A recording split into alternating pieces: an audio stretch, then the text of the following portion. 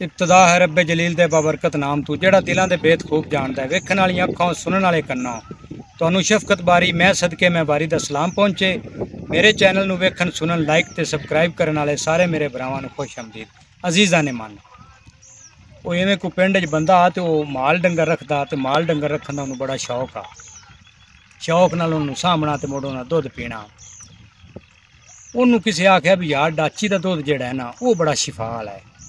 तो है भी अल्लाह के अमर नाल शिफा वाला, मेरे जिगर नू बड़ा मुफीद है, हज़ार मर्ज़ां दा इलाज है।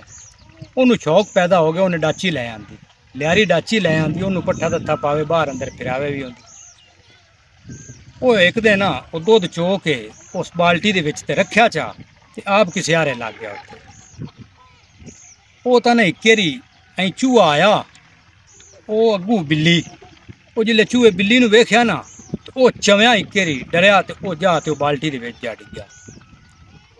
बिल्ली उन्हें वज बुझ गई तो जी वो उनकी निगाह पई ना मालक दी, अं उस वेख्या दो बाल्टी हले तो वो चूहा अं उता करके सिर कड्डी गया। सज्जा सज्जा दुध चोया होया उत्ते जग जुग आई हुई आई तो वो चूहे के सिर के उत्ते ना अं इन्नी जग लगी तो उता सिर कड्डी खड़ा।